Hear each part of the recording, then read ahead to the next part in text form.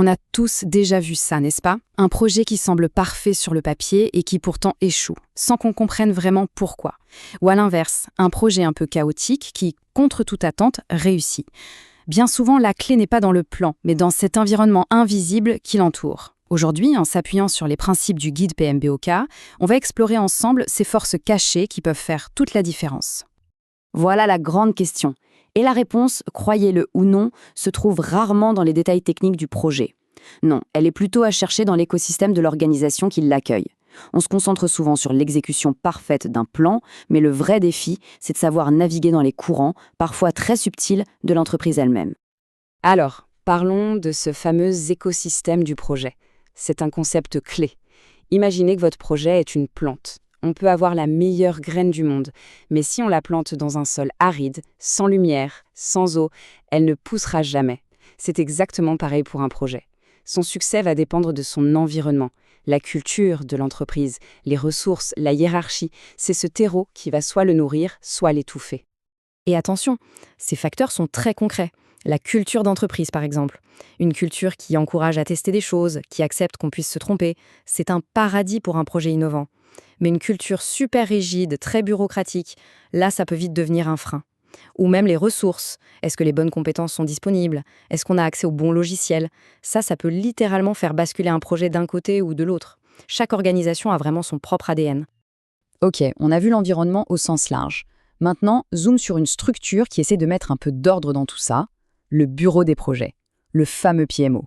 Pour certains, c'est un super allié. Pour d'autres, une source de paperasse. Mais voyons quel est son vrai rôle de chef d'orchestre.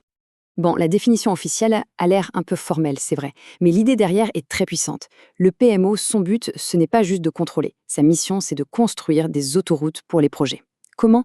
En standardisant les processus pour que tout le monde parle le même langage, en partageant les meilleurs outils, en mutualisant les ressources. En gros, il fournit la carte et la boussole pour aider les projets à naviguer plus sereinement. Et on arrive au point le plus important. Vraiment, s'il n'y a qu'une chose à retenir, c'est celle-là. L'époque où on appliquait une seule et même méthode à tous les projets est terminée. Le principe fondamental, surtout mis en avant dans le PMBOK 7, c'est l'adaptation. Il n'y a pas de meilleure méthode dans l'absolu. Il y a seulement la méthode la mieux adaptée à un contexte précis. La flexibilité, c'est ça, la nouvelle clé du succès. Cet exemple est parlant. D'un côté, une organisation très hiérarchique, avec beaucoup de niveaux de validation.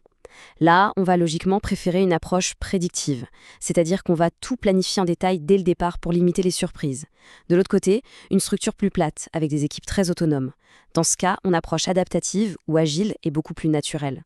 On avance par petites étapes, on s'ajuste en continu. On voit bien que la structure de l'entreprise dicte la façon de gérer le projet. Alors, qu'est-ce qu'on retient de tout ça? En fait, il y a 3 points essentiels. D'abord, il faut devenir un expert de son environnement, analyser l'écosystème de son projet.